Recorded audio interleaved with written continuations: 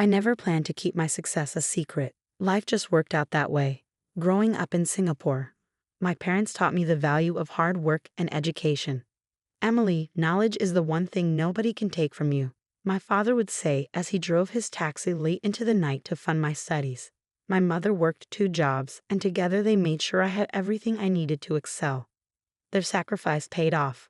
I graduated top of my class in finance and landed a position at one of Asia's largest banks. By 28, I was the youngest division head in the bank's history, managing over $50 billion in corporate loans. But few knew this side of me. I met James at my friend's small cafe where I loved to work on weekends, helping out just to stay grounded. He walked in one rainy morning, ordered a latte, and smiled when I drew a little heart in the foam. "This is the best coffee I've had in months," he said, his eyes crinkling at the corners.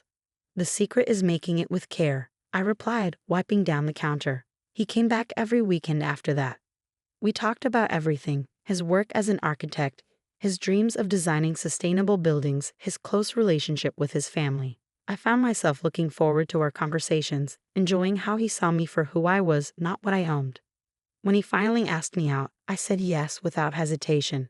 Our first date was at a humble hawker center, sharing plates of char kway teow and laughing about nothing in particular. I fell in love with his kindness, his integrity, and how he treated everyone with respect, regardless of their status. "My family's a bit traditional," he warned me before our first dinner with them. "They can be judgmental about status and career." "Don't worry," I assured him. "I can handle it." I wasn't prepared for Richard Chen, James's father. A self-made real estate tycoon, he dominated every room he entered. His wife, Helen, was equally intimidating in her designer clothes and perfectly coiffed hair. James's sister, Victoria, took after their mother, down to her dismissive glance when I mentioned working at a cafe. "A cafe?" Richard's voice boomed across the dinner table. "James, I thought you said she went to university." "She did, Dad.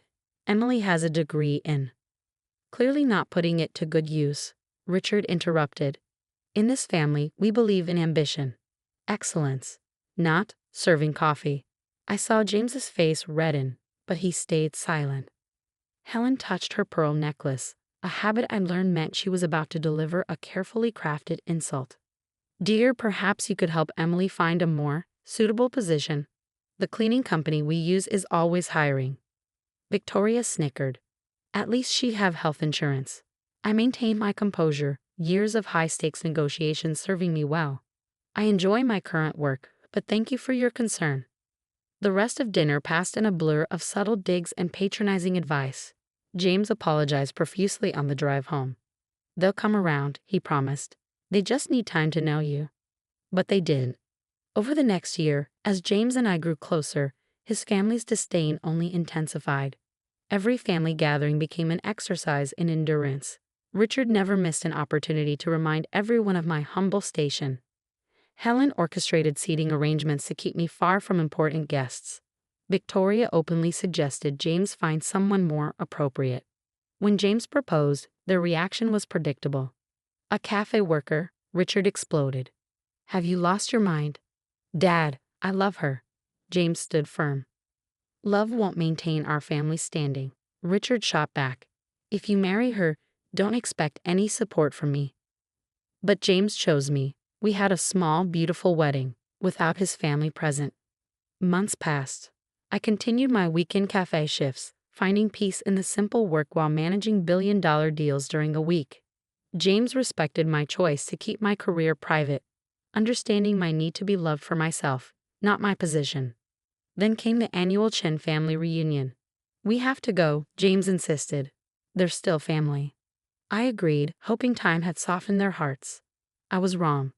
The reunion was held at Richard's mansion, a sprawling estate that screamed old money. The moment we arrived, I felt the familiar weight of judgmental stares. "Oh, the cafe girl still hasn't found a real job." Victoria's voice carried across the garden. How persistent. Richard gathered everyone for his annual family address, champagne flowing freely as he boasted about the family's achievements. Then he spotted us. "Ah, James, come, tell everyone about your new project." His eyes slid past me. "And your wife can serve drinks. It's what she's good at, yes." Laughter rippled through the crowd. James opened his mouth to protest, but before he could speak, a commotion erupted near the house. Richard's secretary came running out, face pale. "Mr. Chen. Urgent call from the bank." "Not now," Richard waved her off. "We're celebrating." "Sir, it's about the emergency loans." "They're denied." Richard's smile faltered. "Impossible.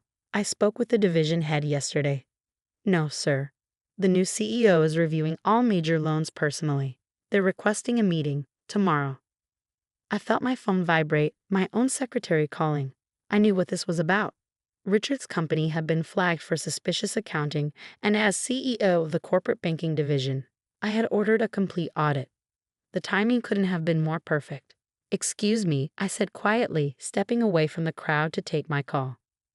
"Ma'am," my secretary whispered, "Chen Development's financials are worse than we thought. The audit shows systematic misrepresentation of assets." "Send me the files," I replied. "I'll review them tonight."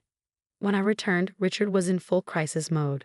His face had lost its usual smugness, replaced by barely concealed panic. He was barking orders into his phone while Helen hovered nearby, wringing her perfectly manicured hands. Victoria sidled up to me, her voice dripping with false sympathy. "Looks like Daddy's company is having issues. Not that you understand business matters. More champagne?" I smiled politely. "No, thank you. But I do have a question. How's your position at your father's company?" She preened. "I'm Executive Vice President of Operations." "Interesting. And what exactly do you do?" Her smile faltered. "I oversee things. Important things. Like the shell companies in the Cayman Islands." Victoria's glass slipped from her fingers, shattering on the marble floor. Several heads turned our way. "I don't know what you're talking about," she hissed. "The ones hiding your father's debt? Or perhaps the inflated property valuations?" Before she could respond, Richard's voice boomed across the garden. "Everyone, party's over. Family emergency."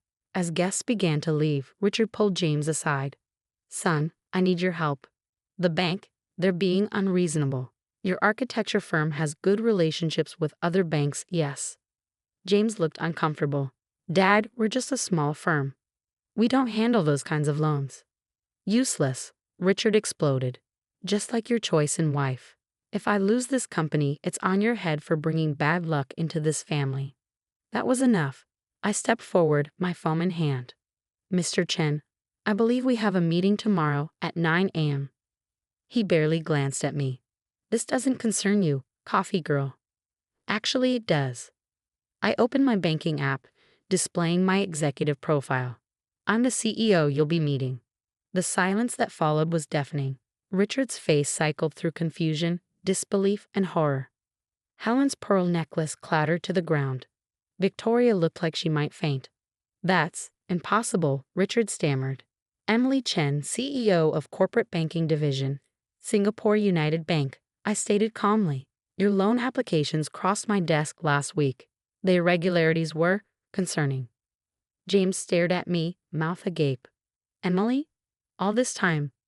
"I wanted to be loved for who I am, not what I own," I explained softly. "You gave me that gift. Your family, not so much." Richard suddenly straightened, his businessman instincts kicking in. "Well, this is wonderful news. We're all family here. Surely we can work something out." "Family?" I echoed. "Like when you called me a gold digger at our wedding reception. Or when you told your business associates that James married beneath his station." Helen stepped forward, arms outstretched. "Darling, we were just protecting our son. Surely you understand."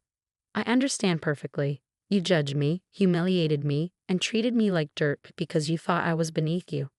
Now you want my help." Victoria attempted damage control. "Emily, sweetie, we were just teasing. It was all in good fun." I turned to James. "Did you know about your sister's role in the company?" He shook his head. "She said she was handling operations. She's been helping your father hide debt and inflate assets. The audit shows years of financial manipulation." Richard's face turned purple.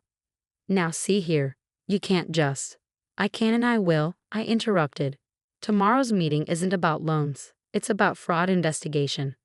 The color drained from his face. "You wouldn't dare. We're family." "Family?" I laughed softly. Let me share some wisdom from my father, the taxi driver you mocked at my wedding.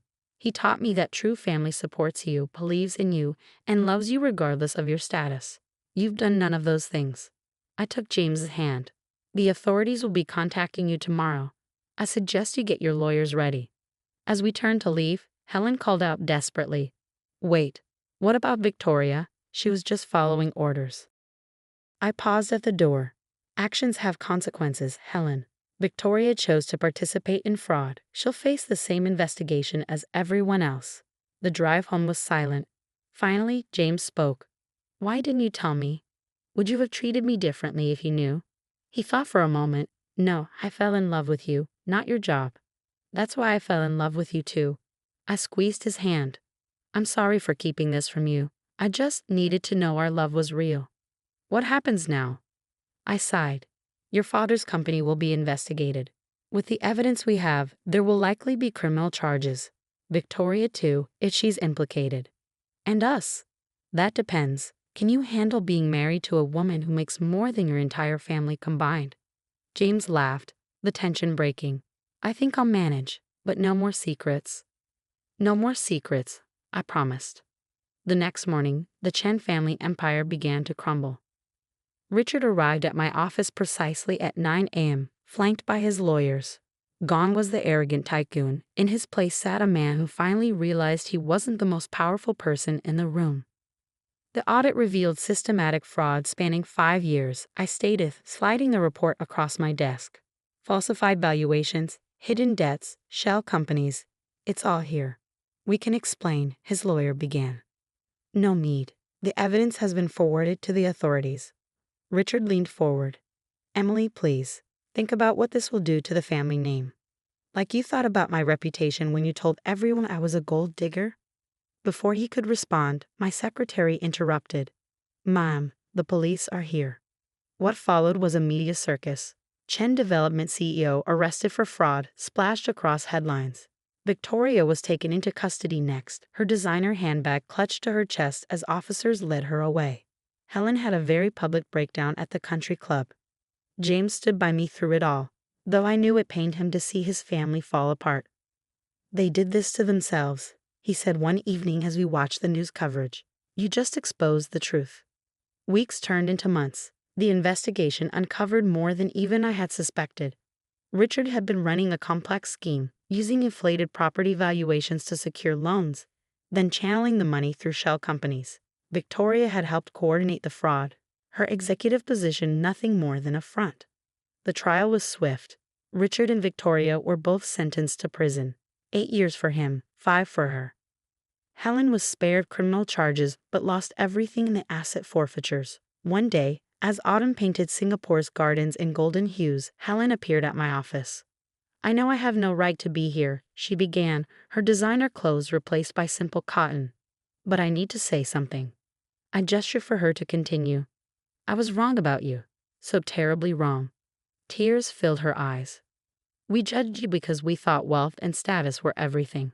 Now I'm alone, living in a small apartment, working as a sales clerk, and I finally understand." "Understand what?" "That character matters more than cash. You were kind to us even when we were cruel. You could have destroyed us completely, but you let the law take its course. That's real class." I studied her face, seeing genuine remorse for the first time. "What do you want, Helen?" "A chance. Not to be close. I know I don't deserve that. But to apologize to you and James. To try to be better." 6 months later, we hosted a small dinner party. Helen came bringing homemade dumplings, a skill she'd learned in her new life. She was different now, humbler, more genuine. James was healing too, visiting his father and sister in prison, working through years of family dysfunction. As for me, I kept my weekend shifts at the cafe. Not because I needed to hide anymore, but because I loved the simplicity of making someone's day better with a perfect cup of coffee. One morning, a young woman came in, looking defeated. "Rough day?" I asked, drawing a heart in her latte foam. "My boyfriend's parents think I'm not good enough," she sighed. "Wrong background, wrong job." I smiled, remembering where my own journey began. "Let me tell you a story about family, pride, and what really matters in the end." Life has a way of teaching us its most important lessons. Sometimes it takes losing everything to understand what truly matters. Richard and Victoria learned this in prison.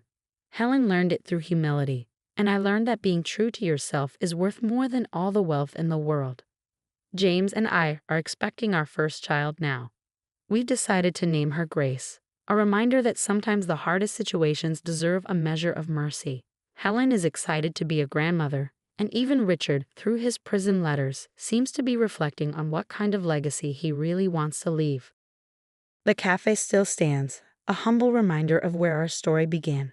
Sometimes customers recognize me, the banking CEO who serves coffee on weekends. They often ask why I still do it. My answer is simple. Every cup of coffee is a chance to make someone's day better, and at the end of our lives, isn't that what matters most?